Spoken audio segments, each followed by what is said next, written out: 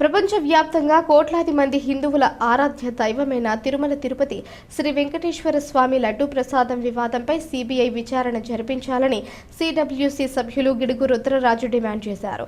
PCC అధ్యక్షురాలు షర్మిలారెడ్డి పిలుపు మేరకు మంగళవారం సబ్ కలెక్టరేట్ వద్ద డీసీసీ అధ్యక్షులు డాక్టర్ టీకే విశ్వేశ్వరరెడ్డి ఆధ్వర్యంలో నిరసన దీక్ష నిర్వహించారు.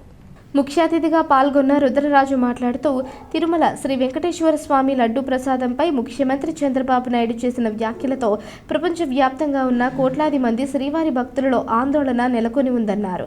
ఈ వివాదంలో నిజాలు నిగ్గు తేల్చేందుకు కూటమి ప్రభుత్వం వెంటనే సీబీఐ విచారణకు ఆదేశించాలని కోరారు. శ్రీవారిని కూడా రాజకీయాల్లోకి లాగడం సరికాదన్నారు. చంద్రబాబు ప్రభుత్వం అధికారంలోకి వచ్చి 100 రోజులు పూర్తవుతుందని, అయితే ఎన్నికల ముందు ఇచ్చిన హామీలను నెరవేర్చడం లేదన్నారు. ప్రత్యేక హోదా, విభజన హామీలు, రైల్వే జోన్, విశాఖ స్టీల్ ప్రైవేటీకరణ, నిలుపుదల వంటి సమస్యలతో పాటు సంక్షేమం, అభివృద్ధిపై ఇచ్చిన హామీలను నెరవేర్చడంపై దృష్టి పెట్టడం లేదన్నారు. టీకే మాట్లాడుతూ తిరుమల లడ్డూ నాణ్యతపై టీటీడీ ఈవో శ్యామలరావు చేసిన ప్రకటన భక్తులలో ఆందోళన కలిగిస్తుందన్నారు. ఈ అంశంపై సీబీఐ, సుప్రీంకోర్టు, హైకోర్టు సిట్టింగ్ జడ్జిలతో విచారణ జరిపించాలని డిమాండ్ చేశారు. కాంగ్రెస్ నగర అధ్యక్షులు బాలేపల్లి మురళీధర్, పీసీసీ సభ్యుడు బోడా వెంకట్, పీసీసీ కార్యదర్శులు బెజవాడ రంగా, అబ్దుల్లా షరీఫ్, నాయకులు చింతాడ వెంకటేశ్వరరావు, కాటం రవి, బత్తిన చంద్రరావు, ఐ సత్యనారాయణ, కిషోర్ కుమార్ జైన్, బిల్డర్ బాబీ, రాజు, బాలాజీ శర్మ, గంధం బాబ్జీ, ముండ్రు పెదబాబు, చిన్న మురళి, భావన రమేష్, కొత్తూరు శ్రీను తదితరులు పాల్గొన్నారు. టీకే విశ్వేశ్వరరెడ్డి, బాలేపల్లి మురళీధర్ దీక్షలో కూర్చోగా కాంగ్రెస్ నాయకులు సంఘీభావం తెలిపారు. చంద్రబాబు నాయుడు గారు అధికారంలోకి వచ్చి 100 రోజులు పూర్తి చేసుకున్నటువంటి సందర్భంగా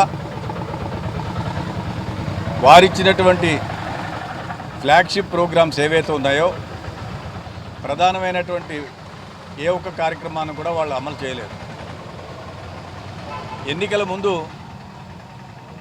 వారు చేసినటువంటి ఎన్నికల వాగ్దానాలను పక్కన పెట్టడమే కాకుండా ప్రత్యేక తరగతి హోదా కానీ, విభజన హామీలు కానీ, మన పక్కనే ఉన్నటువంటి పోలవరం కానీ, వైజాగ్ స్టీల్ ప్లాంట్ ప్రైవేటీకరణకు సంబంధించి అడ్డుకుంటామని కానీ, రైల్వే జోన్ను సాధించడం కానీ, ఇలాగ అనేకమైనటువంటి అంశాలు, చాలా ప్రాధాన్యత కలిగినటువంటి అంశాలన్నీ కూడా ఉన్నాయి.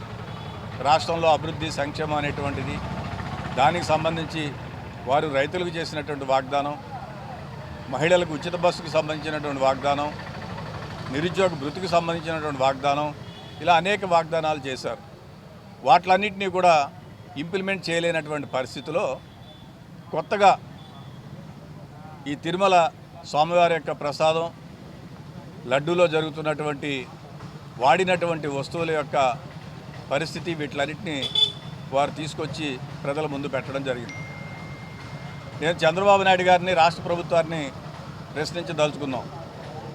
100 రోజుల క్రితమే మీ ప్రభుత్వం అధికారంలోకి వస్తే జరిగినటువంటి సంఘటనల మీద మీకు అవగాహన ఉంటే ఆనాడే ఒక సిట్టిని ఏర్పాటు చేసి సమగ్ర విచారణ జరిపితే ఇంకా బాగుండి ఉండేది.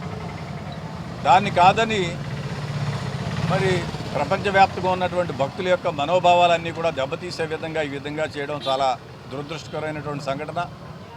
దాన్ని దృష్టిలో పెట్టుకుని ఆంధ్రప్రదేశ్ కాంగ్రెస్ కమిటీ ఆధ్వర్యంలో మా అధ్యక్షురాలు శ్రీమతి షర్మిలారెడ్డి గారి నాయకత్వంలో రాష్ట్ర వ్యాప్తంగా కాంగ్రెస్ పార్టీ శ్రేణుల అందరికీ కూడా ఒక కాల్ ఇవ్వడం జరిగింది.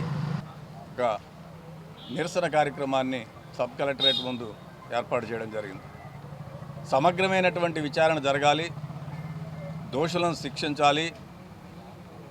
Central bureau of investigation CBI ద్వారా ఈ విచారణ జరిగితే కేంద్ర ప్రభుత్వం కూడా ఇన్వాల్వ్ అయితే దీంట్లో అన్ని విషయాలు బయటకు వస్తాయనేటువంటిది కాంగ్రెస్ పార్టీ భావన.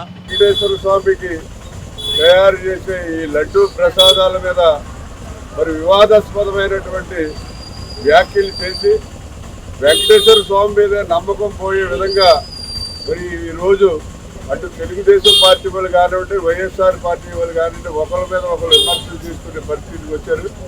టీటీడీ దేవస్థానానికి సంబంధించిన ఈవో శ్యామలరావు డైరెక్ట్గా లడ్డూలు తయారు చేసే నెయ్యిలో పత్తి కొవ్వు, అలాగే చేప నూనె, అలాగే గుడ్డు కొవ్వు ఇవన్నీ కూడా కలిసినేది స్వయంగా ఎగ్జిక్యూటివ్ డైరెక్టర్ శ్యామలరావు గారే ప్రెస్ మీట్ పెట్టి ఆ రిపోర్ట్ అది కూడా ప్రెస్ వారందరికీ చూపించడం జరిగింది.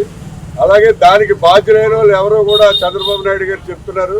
మరి నిజంగా బాధ్యులైన వాళ్ళు ఎవరో తెలుసు, దాని మీద నిజమైన ఆరోపణలు ఉన్నాయని కూడా తెలిసినప్పుడు ఈ రోజు వరకు కూడా మరి చంద్రబాబు నాయుడు గారు వాళ్ళు ఎందుకు అరెస్ట్ చేయలేదని చెప్పి ప్రశ్నిస్తున్నాం.